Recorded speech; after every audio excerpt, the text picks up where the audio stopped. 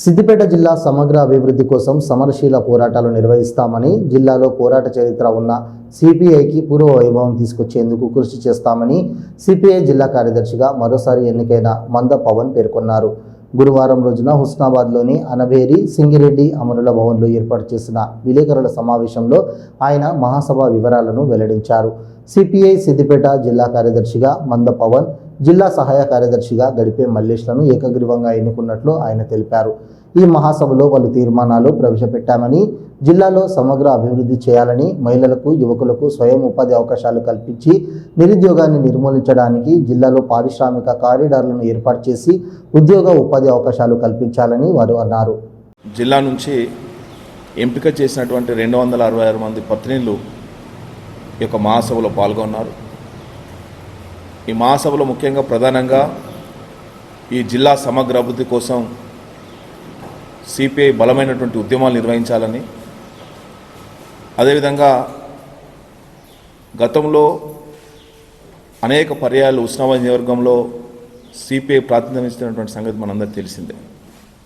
అందుకే హుస్నాబాద్ ముఖ్యంగా ఈ ప్రాంతంలో ప్రజలు ఎదుర్కొంటున్న సమస్యలపైన రేపు రానున్న రోజుల్లో స్థానిక సంస్థలకు సంబంధించినటువంటి స్థానిక సమస్యలతో పాటు ప్రజలు ఎదుర్కొన్న అన్ని సమస్యలపైన ప్రత్యేకమైనటువంటి దృష్టి సారించి పార్టీ నిర్మాణం, ప్రజా సంఘాల నిర్మాణం కోసం శక్తి వంచన లేకుండా కృషి చేయాలని చెప్పి మహాసభలో నిర్ణయం తీసుకున్నాం. అదేవిధంగా ముఖ్యంగా సిద్దిపేట జిల్లాకు సంబంధించి సిద్దిపేట జిల్లాలో యూనివర్సిటీ లేదు. ఇప్పటికే ఒక విద్యాపరంగా జిల్లా కేంద్రంలో మొదటి నుంచి అనేకమైనటువంటి కాలేజీలు ఉన్నాయి. కానీ సిద్దిపేటలో కూడా ఒక యూనివర్సిటీని ఏర్పాటు చేయాలని చెప్పి ఒక నిర్ణయం తీసుకున్నాం. దాంతోపాటు చేర్యాల డివిజన్ సంబంధించి చేర్యాల్లో 4 మండలాలు, చేర్యాల, కొమ్రవెల్లి, మద్దూరు, దూలిమిట్ట, ఈ 4 మండలాల ప్రజలు తీవ్రమైన ఇబ్బందులు ఎదుర్కొంటూ ఉన్నారు. సార్, రెవెన్యూ డివిజన్ అయితే ఒక ప్రాంతం, ఇంకో ఇరిగేషన్ ఆఫీస్ కానీ, ఏసీపీ ఆఫీస్, అంటే రకరకాలమైనటువంటి అక్కడ ప్రజల చిరకాల వాంఛ అక్కడ రెవెన్యూ డివిజన్ కావాలని చెప్పి ప్రజలు అక్కడ ప్రజా సంఘాలు అందరూ కూడా, అభ్యుదయవాదులు అందరూ కూడా సిపిఐ పార్టీతో కలిపి అందరూ కూడా జేఏసీ ఏర్పాటు చేసుకొని చేర్యాల రెవెన్యూ డివిజన్ కావాలని చెప్పి దానికి సంబంధించి కూడా ప్రభుత్వం మీద ఒత్తిడి చేయాలని చెప్పి నిర్ణయం తీసుకున్నాం. అదేవిధంగా ముఖ్యంగా ఇక్కడ మంత్రి ప్రాతినిధ్యం వహిస్తాము హుస్నాబాద్లో. ప్రజల కోసం తప్పనిసరిగా ప్రజా ఉద్యమాలు, సరే మేము ఈ కాంగ్రెస్ పార్టీతోటి స్నేహపూర్వకంగా ఉన్న ఈ ప్రభుత్వంలో భాగస్వామ్యం ఉన్నా కానీ ప్రజల సమస్యలు వచ్చిన వరకు కూడా కొట్లాడేటువంటి పరిస్థితి, పోరాటాలకు వెనుకంజ వేయద్దు.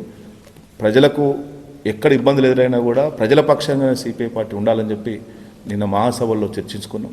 దాంతోపాటు ఈ మహాసభలకు రానున్న 3 సంవత్సరాల కోసం మరి 29 మంది జిల్లా కౌన్సిల్ తోటి 11 మంది కార్యవర్గ సభ్యులు, 3 క్యాండిడేట్ సభ్యులు, 4 ఆహ్వానితులతోటి ఒక నూతన కమిటీని ఎంపిక చేసుకున్నాం. దానిలో జిల్లా పార్టీ కార్యదర్శిగా మందపవన్ నన్ను, జిల్లా సహాయ కార్యదర్శిగా గడిపే మల్లేషు ఇద్దరిని కూడా ఈ మహాసభ ఏకగ్రీవంగా ఎన్నుకున్నది. వారితో పాటు జిల్లా కార్యవర్గ సభ్యులుగా జాగిర్ సత్యనారాయణ,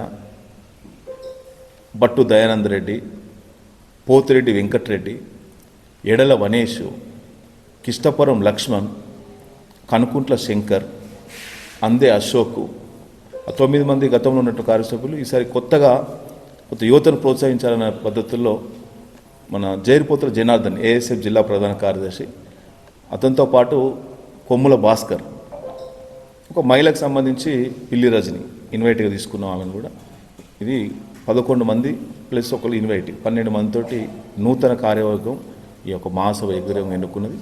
సరే, రానున్న రోజుల్లో మేమందరం కూడా గ్రామాల్లో పార్టీ విస్తరణ కోసం, ప్రజా సంఘాల విస్తరణ కోసం శక్తివంచన కూడా కృషి చేయాలని చెప్పి ఈ మహాసభలు నిర్ణయం తీసుకుని, ఆ మహాసభకు సంబంధించినటువంటి అనేక అంశాలు రానున్న రోజుల్లో మళ్ళీ మేమంతా కూర్చొని మాట్లాడుకుని స్థానిక సంస్థ, ప్రధానంగా మా ఫోకస్ అంతా స్థానిక సంస్థల ఎన్నికల్లో ఒక బలమైనటువంటి స్థానాలను పోటీ చేసి గెలుపొంది ప్రాతినిధ్యం వహించేటువంటి పద్ధతుల్లో, గత పూర్వవాన్ని మళ్ళీ నిలబెట్టేటువంటి పద్ధతుల్లో ఆ రకంగా ఆ ఉద్యమాలను, పోరాటాలను ప్రజలకు